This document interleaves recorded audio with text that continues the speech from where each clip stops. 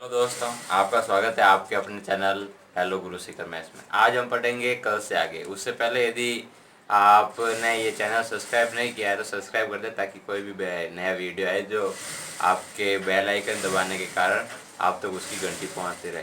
तो इसके लिए आगे पढ़ते हैं। हाँ, एक छोटा सा कोई कमेंट आया था कि भाई थोड़ा सा ये जो सेकंड वाला नहीं, जो एक ठोस गोले वाला समझाया था वो समझ में नहीं आया, तो उसके लिए एक छोटी सी बात वापस समझाई जाती है कि भाई क्या बात हुई थी, क्या नहीं है, क्या नहीं होना है। देखो, एक गोला है, ये मैंने कल का लिखा हुआ वही है पूरा पूरा। एक गोला है जो ठोस दिया हुआ है, जिसका द्रव्यमान m है और त्रिज्या a दी हुई है। इसके बारे में बात करेंगे। ये ठोस गोला है, तो इस ठोस गोले का हमें मोमेंट ऑफ इनर्शिया किसके थ्रू निकालना है? इसके डायमीटर के थ्रू, मीन्स इसके व्यास के थ्रू। तो इसके व्यास के थ्रू निकालने के लिए अब देखो, इमेजिन करो एक गोला है, बोल ले लो, ठीक है, और वो पूरी पूरी अंदर से भरी हुई है। तो ऐसे ऐसे ऐसे ऐसे सारे सारे खोखले गोलों को काट कर पूरा खोखले गोले को पूरे पूरे मिलाओगे तो सॉलिड फॉर्म में गोला नहीं बन जाएगा क्या? यदि बन जाएगा तो उसके लिए मोमेंट ऑफ इनर्शिया निकालना इजी पड़ जाएगा, क्योंकि जो हमने खोखला गोला था ना, खोखले गोले का मोमेंट ऑफ इनर्शिया निकाला था, उसके लिए भी एक बात है कि भाई आपने खोखला गोले था उसको काटा तो वो रिंग कैसे बना, ये क्वेश्चन है पिछला। तो देखो, मान लो मैंने यहाँ से एक काटा तो ये पार्ट तो कट गया। फिर मैंने थोड़ी मोटाई का गोला काटा, तो ये किस टाइप से कटा? ये एज आप बॉल समझ लो, जो खोखली है, कॉक वाली आती है, तो आप इसे ऐसे देख सकते हो, ये कटा हुआ पार्ट मिलेगा, और जिसकी मोटाई थोड़ी ये वाली होगी। तो इसका मतलब कि ये रिंग बनेगी। रिंग बनेगी तो आप उसे आराम से समझ सकते हो। बट यहाँ पे इस गोले को हमें बाहर बाहर से खोखला गोलों में इसको बार बार बार बार तोड़ते जाना है। यदि ऐसे समझें तो इमेजिन करें कि एक पूरा पूरा सॉलिड फॉर्म में गोला है, उसको हम उसकी एक एक परतें, जैसे कि प्याज की परतें उतारते हैं, वैसे वैसे उस गोले की एक एक परतें उतारें तो सारा का सारा गोला कंप्लीटली खुल जाएगा। तो उसको वापस बंद करना है, तो इसका मतलब कि सारे सारे खोखले गोले का मोमेंट ऑफ इनर्शिया हम जोड़ेंगे तो पूरा पूरा ठोस गोले का मोमेंट ऑफ इनर्शिया नहीं आ जाएगा क्या? तो उसके लिए बात करते हैं। तो उसके लिए क्या करेंगे, पहले एक खोखले गोले का मोमेंट ऑफ इनर्शिया यूज करेंगे, उसके बाद उसका इंटीग्रेशन करेंगे इस गोलों में, जहाँ से देखो जीरो से रेडियस, जीरो से ए तक रेडियस जो दी हुई है वहाँ तक इसका पूरा पूरा मोमेंट ऑफ इनर्शिया सभी गोलों का ऐड कर देंगे। इसका मतलब इंटीग्रेशन कर देंगे जीरो से ए तक, तो भी हो सकता है। तो चलो, क्या बोला था मैंने कल कि भाई ये द्रव्यमान m दिया हुआ और त्रिज्या a है, उससे आगे की बात पूरी पूरी साइड रख देते हैं।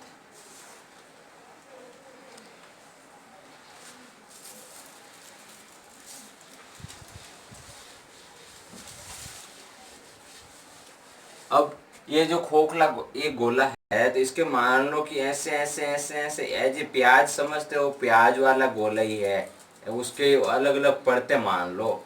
इसको परतों में काट कर हम पूरे खोखले गोलों में काट सकते हैं। इसका मतलब इस खोखले गोलों में हर एक खोखले गोले का मोमेंट ऑफ इनर्शिया निकाल लो, और उस गोले की रेडियस आप r मान लो, और r का लिमिट हमें निकालना है। कैसे देखते हैं, तो मान लेते हैं एक खोखला गोला लिया,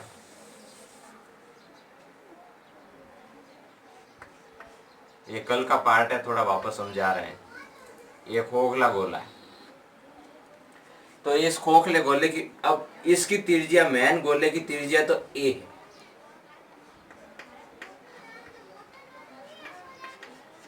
बट इसकी त्रिज्या हम मान रहे हैं, हमें मालूम थोड़ी ना है, तो इसके लिए हमने माना r त्रिज्या। r त्रिज्या हो गई। इसका मतलब कि खोखले गोले का हमें पृष्ठ क्षेत्रफल से तो काम चलाते हैं, पृष्ठ क्षेत्रफल से उसका मोमेंट ऑफ इनर्शिया निकाला था कि एक रिंग काटेगी। इसका मतलब कि हमें उसका जो पृष्ठ क्षेत्रफल होगा, पृष्ठ क्षेत्र। अब एक और बात भाई, ये आप इसमें सॉलिड फॉर्म में इस पृष्ठ क्षेत्रफल क्यों यूज कर रहे हो? तो देखो, ऐसी ऐसी मोटाई के सारे गोलों को पास पास पास पास में रखेंगे तो पूरा सॉलिड फॉर्म में गोला नहीं बन जाएगा क्या? पूरा पूरा। यदि नहीं बन सकता है तो आप कमेंट लिख के जरूर, ठीक है। हाँ, तो आर त्रिज्या हो गई। ऐसे ऐसे सारे गोलों को जोड़ेंगे तो ये पूरा पूरा सॉलिड फॉर्म में नहीं बन जाएगा, यदि ये सॉलिड फॉर्म में बन जाएगा तो पूरा का पूरा सॉलिड फॉर्म आ गया। तो इसका मतलब कि आर अपनी त्रिज्या हो गई इस खोखले गोले, जो खोखला गोला ए काटा है। और तो इसका मतलब पृष्ठीय क्षेत्रफल 4 पाई और आर इसके और होता है, पृष्ठीय क्षेत्रफल भी आ गया। तो पृष्ठीय क्षेत्रफल आ गया और इस गोले के आयतन के अंदर है, तो हमें एकांक आयतन में जो इस गोले का द्रव्यमान है, पूरे बड़े वाले गोले का, सॉलिड गोले का, वो हम क्या करेंगे, पूरा पूरा गोले का द्रव्यमान m लिया हुआ है और उसके अपॉन में उसका आयतन means 4/3 pi r cube. R यहाँ पे रेडियस a है उस बड़े वाले गोले की, तो हमने बड़े वाले गोले को a नाम दे दिया, इसके ये वाला आ गया फॉर ए क्यूब पाई, या फिर आप कह दो फॉर पाई ए क्यूब, इसको इस टाइप से लिया। अब बात आती है भाई, हाँ ये तो निकाल दिया, अब आप अवयव लिया ना, वो अवयव कहाँ है, यहाँ पे मैंने अवयव सॉलिड गोले के अंदर एक खोखले गोले को लिया, एक अवयव को, खोखले गोले को अवयव लिया है। इसका मतलब मैंने इस खोखले गोले को अवयव लिया, तो ऐसे ऐसे सारे अवयवों को जोड़ेंगे तो मैं सॉलिड फॉर्म में गोला नहीं बन जाएगा, बन जाएगा। ठीक, हाँ अवयव मीन्स खोखला गोला,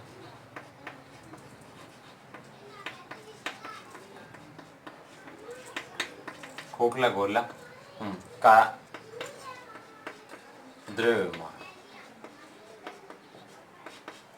अब देखो, इसकी त्रिज्या, एक खोखला गोला अंदर वाला लिया, इसकी त्रिज्या हमने मान लिया कि r है, और इसकी खोखले गोले की जो मोटाई है, क्योंकि ये इस मोटाई है जो आयतन को हर जगह पे घेर रही है, इसका मतलब इस मोटाई को हम कह देंगे डेल आर। डेल आर मोटा है भाई, क्योंकि आर और उससे आगे ही तो मोटाई पे जा रही है, ताकि इस गोले को पूरा कवर करता जाए, तो डेल आर उसकी मोटाई हो गई। तो इसका मतलब कि यहाँ पे 4 पाई आर स्क्वायर और डेल आर, तो इसका ओनली पृष्ठीय क्षेत्रफल हुआ है, पृष्ठीय क्षेत्रफल। ऐसे ऐसे सभी क्षेत्रफलों को जोड़ेंगे तो उस पूरे पूरे गोले का जो सॉलिड फॉर्म में है उसका आयतन हो जाएगा। तो 4 पाई आर स्क्वायर और डेल, यहाँ तक तो हो गई बात। अब द्रव्यमान के लिए ये तो इस पृष्ठीय क्षेत्रफल आ गए, अब ये इसके आयतन के अंदर है, तो आयतन का प्रति एकांक आयतन पे जो द्रव्यमान है वो ये पड़ा अपने पास, तो इसका इससे मल्टीप्लाई करते हैं, ये बार बार हम करते हैं 4 पाई एक, बस इतनी सी बात है। अब ये द्रव्यमान आ गया है जिसे हमने स्मॉल एम किया।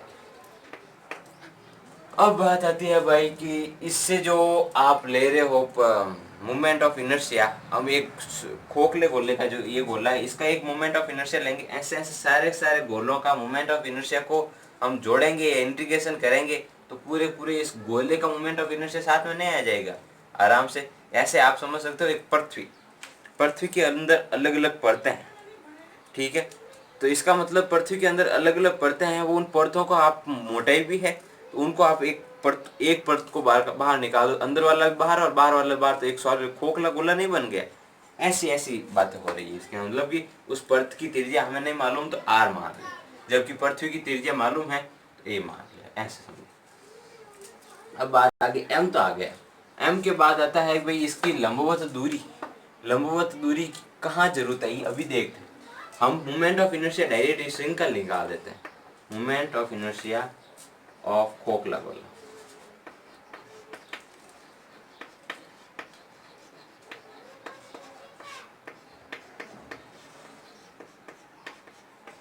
हाँ, मोमेंट ऑफ इनर्शिया खोखले गोले का, ये देखो ये पड़ा खोखले गोले का, मैंने कल बताया था, यहाँ पे कल ही निकाला भी था, 2/3 m a square. A square किसका है, ये खोखले गोले की त्रिज्या,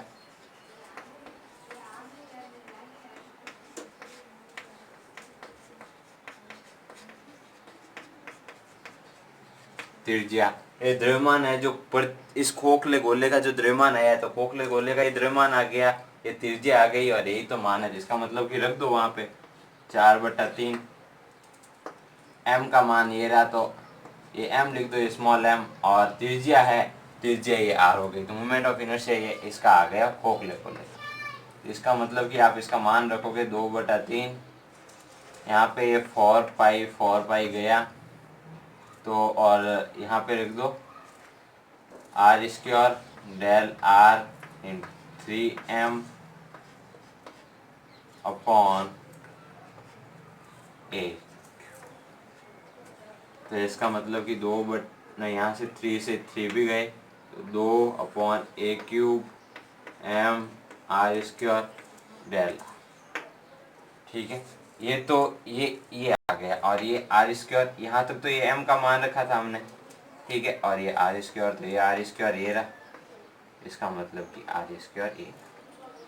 तो इसका मतलब mi क्या है, इसका जो खोखले गोले का अंदर वाला खोखला गोला है जो सॉलिड फॉर्म में अभी हमारे पास है, जो स्टैंडर्ड वैल्यू है वो तो ये है, बट इस गोले के अनुरूप हमने इसके द्रव्यमान को भी चेंज किया, द्रव्यमान में भी फर्क आया, द्रव्यमान में फर्क आया और उसकी जो ये त्रिज्या थी वो भी फर्क आई, तो हमने उस फॉर्म में उसको लिख दिया 4/a³ 2/a³ m r⁴ del. बस इतना सी बात हुई, एक खोखले गोले का है। अब ये त्रिज्या यहाँ से यहाँ तक जा रही है, इसका मतलब 0 से a तक जा रही है, तो इंटीग्रेशन कर लो अब ठोस गोले का।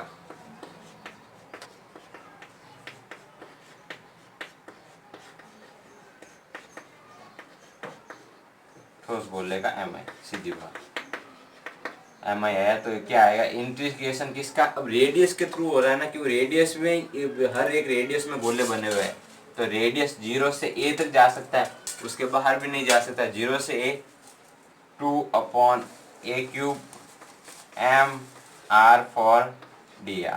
तो इसका इंटीग्रेशन करेंगे तो 2/3 तो बाहर आ गया, m भी बाहर आ गया, और इंटीग्रेशन ऑफ 0 से a r⁴dr, इसका मतलब 2m/a³, और ये होगा जो r5/5, लिमिट है 0 से a तक।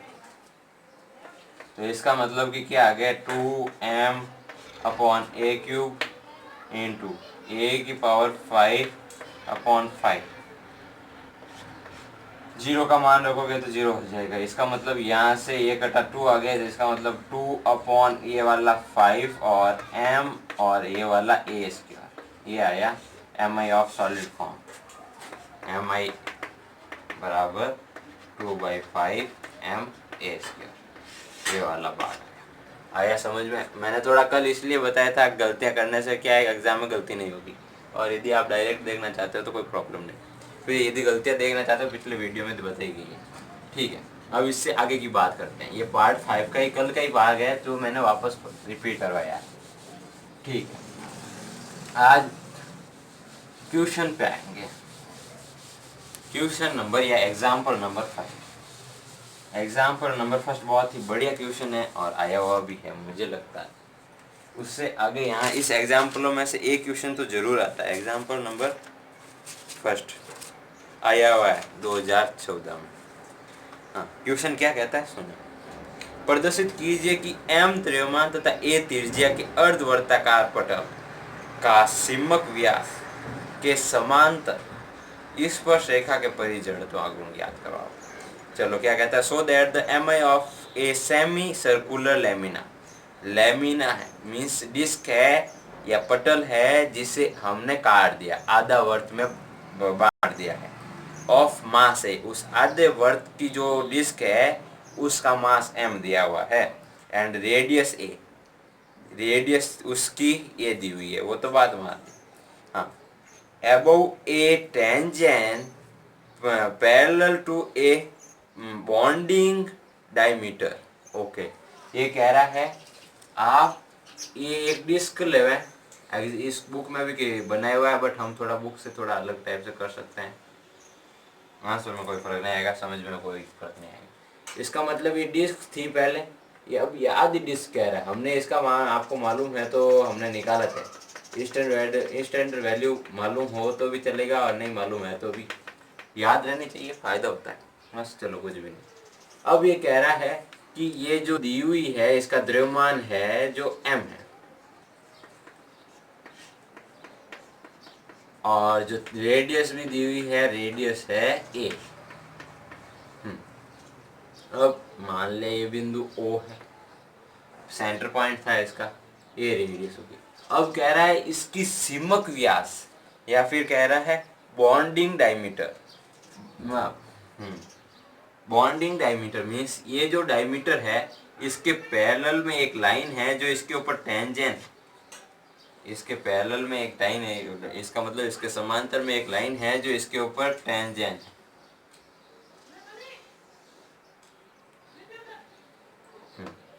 ये टेंजेंट हो गई भाई, जो कि इसके इस व्यास के, इस मान लो ए बी व्यास है और ए पी क्यू हो गई ये जो लाइन थी। अब हमें इस पी क्यू लाइन के थ्रू ही हमें मोमेंट ऑफ इनर्शिया फाइंड करना है। ये कह रहा है वर्ताकार पटल की सीमक व्यास के समांतर स्पर्श रेखा के परिध जड़त्व आगुण याद करो, इसमें कोई प्रॉब्लम नहीं है।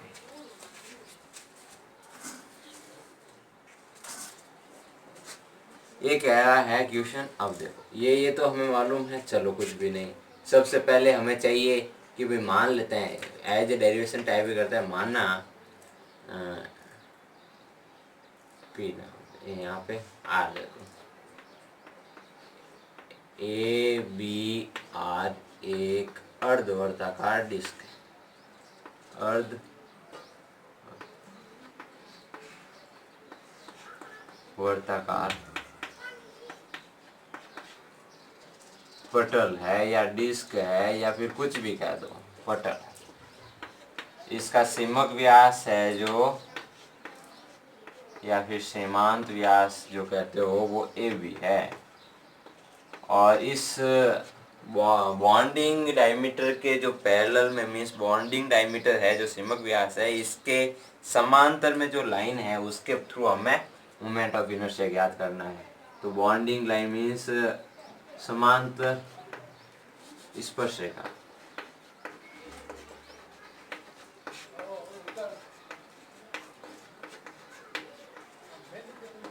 पी क्यू है। ओके, अब यहाँ पे बात करेंगे तो इसका मतलब कि ये जो इसका एरिया बात होगी, क्यों डिस्क है तो इसके एरिया की बात होगी। अब ये आधा वर्त है, अर्धवर्ताकार का एरिया क्या होगा, तो हम निकालते हैं प्रति इकाई क्षेत्रफल, प्रति इकाई क्षेत्रफल पर जो द्रव्यमान है वो निकाल लेते हैं। कुछ भी नहीं करना, हमें दो ही चीजें चाहिए, प्रति इकाई क्षेत्रफल और यहाँ पे जो एक छोटा सा मोमेंट ऑफ जो एलिमेंट लेंगे उस एलिमेंट को ये भी लेते हैं। तो पहले इसका कैपिटल एम दिया हुआ है द्रव्यमान डिस्क का, आधी डिस्क का। अब आधी डिस्क है तो पाई आर स्क्वायर, आर तो क्या है यहाँ पे ए दिया हुआ है, इसका मतलब ए स्क्वायर। अब आधी है तो इसका भी आधा कर दो वर्त का क्षेत्रफल का, तो इसका मतलब ये हो गया 2m upon pi A square. यहाँ तक बात समझ में आई। अब बात आती है भाई, हाँ मोमेंट ऑफ इनर्शिया निकालना, एक छोटा सा डिस्क लेते हैं, हमने वो जो उस डेरिवेशन में लिया था वैसा का वैसा मान लिया। इससे ये जा रहा है जो ये यहाँ पे, इसको मान लो ये थीटा कौन बना रहा है, ये वाला,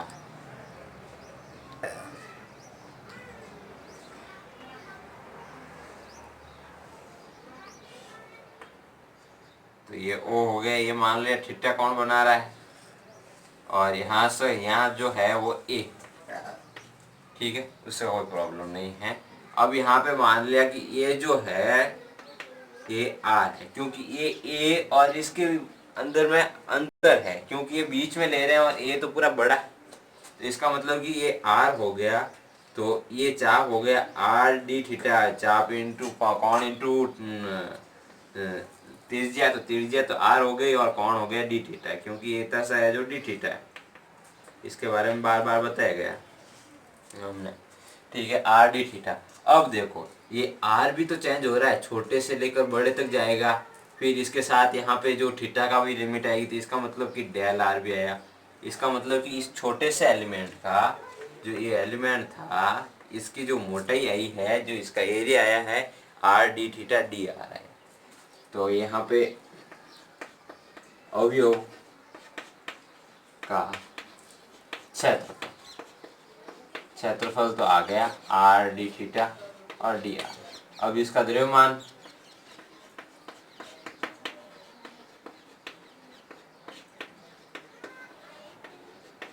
द्रव्यमान क्या आएगा, इसका जो स्मॉल एम,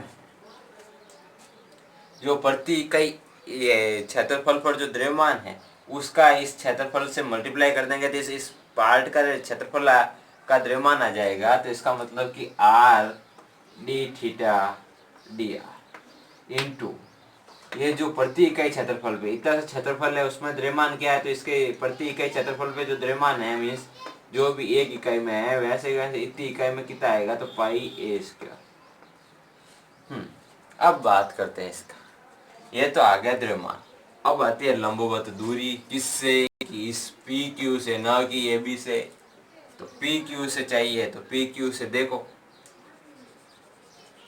थोड़ा सा मैं बड़ा बना रहा हूँ इसको, समझियो।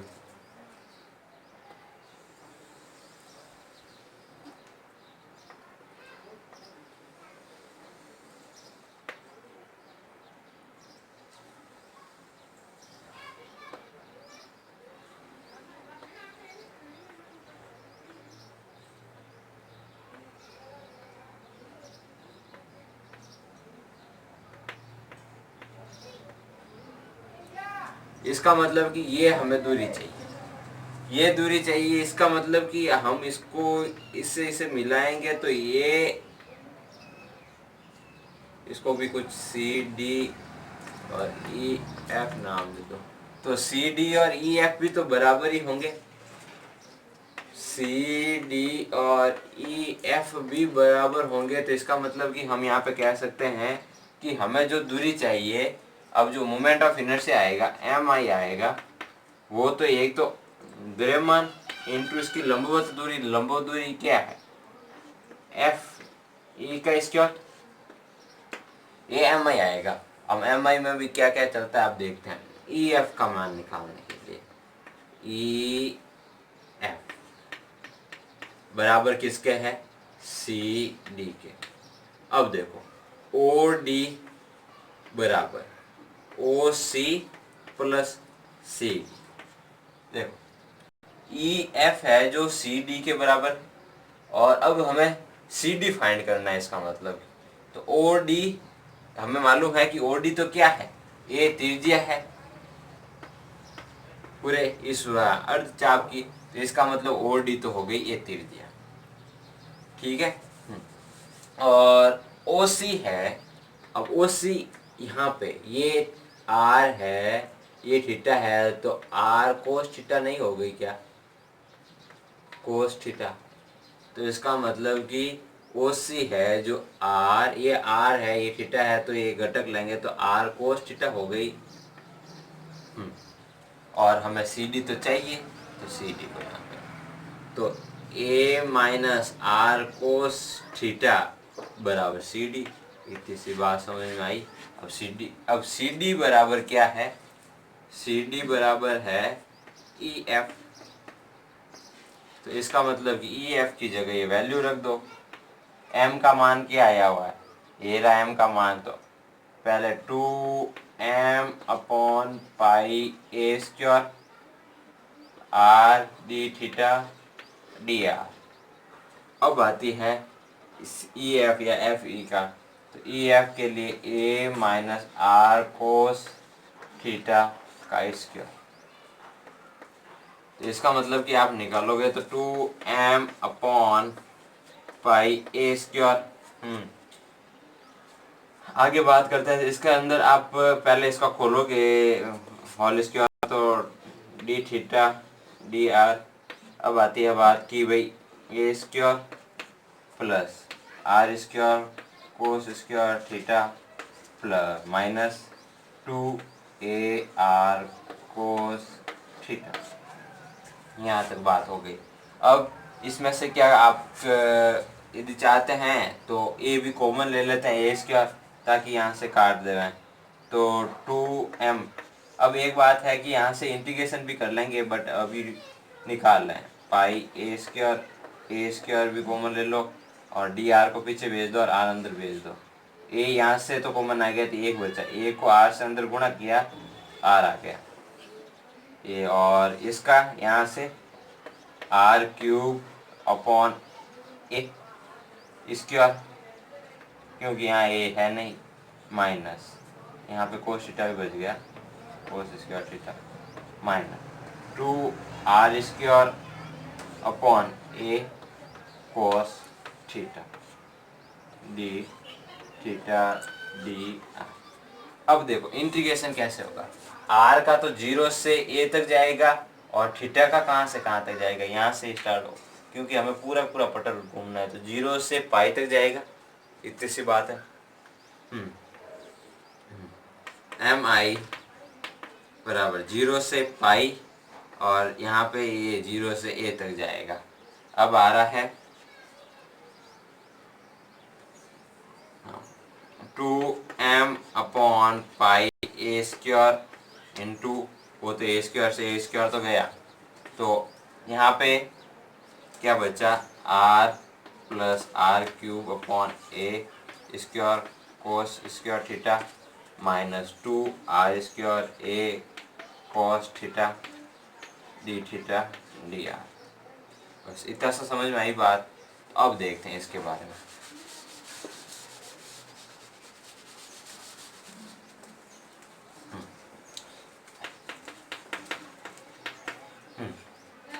टू एम अपॉन पाई, यहाँ से देखो पहले चलो खोल देते हैं, वरना आप देखो यहाँ से आपको ये थीटा की लिमिट है, तो थीटा में जो भी यहाँ पे कोस में माइनस थीटा रखोगे, तो इसका मतलब कि यहाँ पे आप पॉजिटिव मतलब सब में ही निकलेगी, सब में निकलेगी, तो इसका मतलब समाकलन की प्रॉपर्टी से 2 0 से π/2 हो जाएगा यहाँ पे। हाँ 0 से π/2 और 0 से a, ये हो गया यहाँ पे r plus r cube upon a square cos square theta minus 2 r square upon a cos theta d theta d. बस इतनी सी बात थी। अब इसका इंटीग्रेशन करेंगे तो आंसर आ जाएगा। यदि आप मेरे पे छोड़ रहे हो तो मैं कर देता हूँ, वरना यदि आप करके देखते हैं होता है नहीं, आंसर वही आएगा। और इसका मैं कल पूरा करके दूंगा आपको, बेफिक्र रहिए। मैं देखना चाहता हूँ, यदि आपने किया है तो व्हाट्सएप पे मेरे को ज़रूर इसका आंसर दें। जी थैंक यू।